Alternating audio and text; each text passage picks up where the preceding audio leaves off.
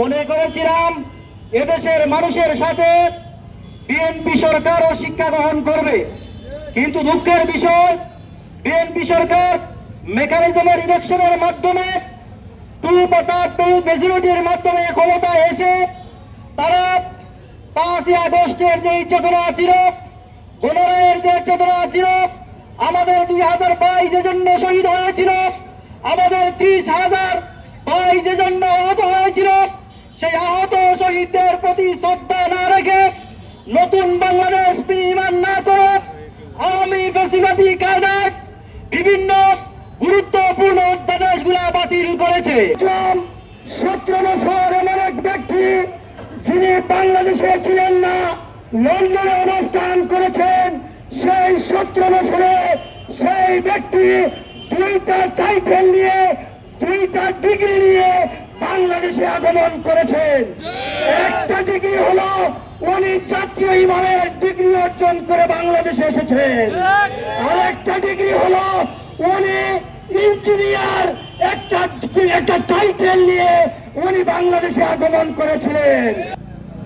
12ই ফেব্রুয়ারি নির্বাচনের পর আজকে হচ্ছে 12ই এপ্রিল। 2 মাস যেতে না যেতেই দাবি আদায়ের লক্ষ্যে আবারও রাজপথে নামতে হয়েছে, এটাই বাস্তবতা। সংগ্রামী ভাই এবং বন্ধুগণ, 24-এর গণ আকাঙ্ক্ষা ছিল একটি সুন্দর স্বাধীন বাংলাদেশ, একটি পরিবর্তনশীল বাংলাদেশ, একটি মানবিক বাংলাদেশ গড়ার আকাঙ্ক্ষা নিয়ে জুলাইয়ের আকাঙ্ক্ষা বাস্তবায়িত হয়েছিল। কিন্তু আমরা লক্ষ্য করেছি সেটাকে পুঁজি করে নির্বাচনের সময় জুলাইয়ের সাফাই গিয়ে রাষ্ট্র ক্ষমতায় আসার পর অত্যন্ত পরিকল্পিতভাবে নির্লজ্জভাবে আবারও আমরা ফ্যাসিবাদের পথে পদচারণা শুরু করেছে বর্তমান সরকার। আজ বাংলাদেশে ফ্যাসিবাদের প্রতিধ্বনি শোনা যাচ্ছে।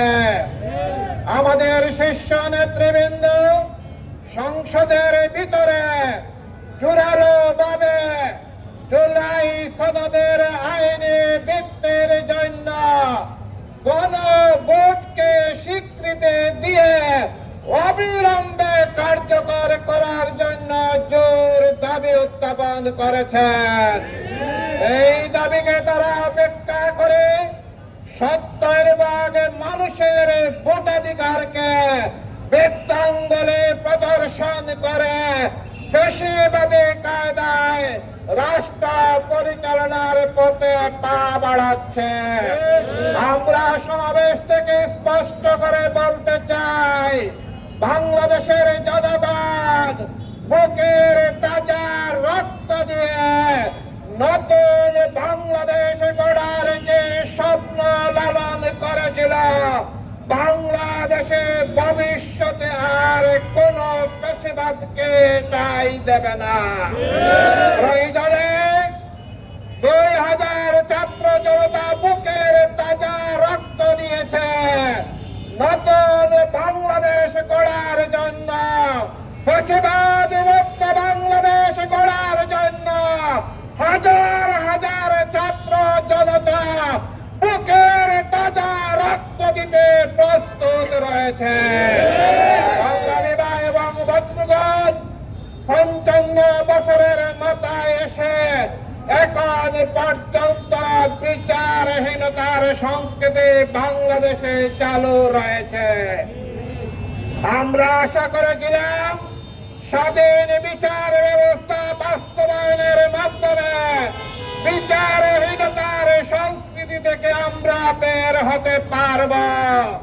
আমরা লক্ষ্য করছি অতীতের কায়দায় বিচার ব্যবস্থার উপর সরকারের পক্ষ থেকে আধিপত্য বিস্তার করে পূর্বের কায়দায় বিচার বিভাগকে কলুষিত করার প্রক্রিয়ায় তারা পদচারণা শুরু করেছেন। বিগত 55 বছরে পুলিশ বাহিনীকে দলীয় বাহিনীর মতো ব্যবহার করে তাদেরকে বন্দর করা হয়েছে। দাবি ছিল স্বাধীন পুলিশ কমিশন গঠন করার মধ্য দিয়ে একটি সুশৃঙ্খল বাহিনী গঠন করার। আমরা লক্ষ্য করছি সেদিকে তারা তাকাচ্ছেন না। পূর্বের কায়দায় পুলিশ বাহিনী সহ সকল বাহিনীকে দলীয় বাহিনীর মতো ব্যবহার করে বিরোধী দলের উপর নিপীড়ন করার পায়তারা তারা চালাচ্ছে। আমি বিশ্বাস করে যে বাহিনীর উপর জুলুম নির্যাতন হয়েছে, আগামীতে জনগণের উপর এই বাহিনীকে বল প্রয়োগ করে অবৈধ হস্তক্ষেপ করতে পারবে না ইনশাআল্লাহ। আমি পুলিশ সহ দেশবাসীকে দেশের সুন্দর শৃঙ্খলার জন্য, শান্তি কল্যাণের জন্য, মানবিক বাংলাদেশ গড়ার জন্য 11 দলীয় পক্ষের পক্ষ থেকে আগামীতে যে কর্মসূচি আসবে সকল কর্মসূচিতে মৌলভীবাজার বাসীকে ঐক্যবদ্ধভাবে মিলিত হয়ে বাস্তবায়ন করার জন্য উদাত্ত আহ্বান জানাচ্ছি।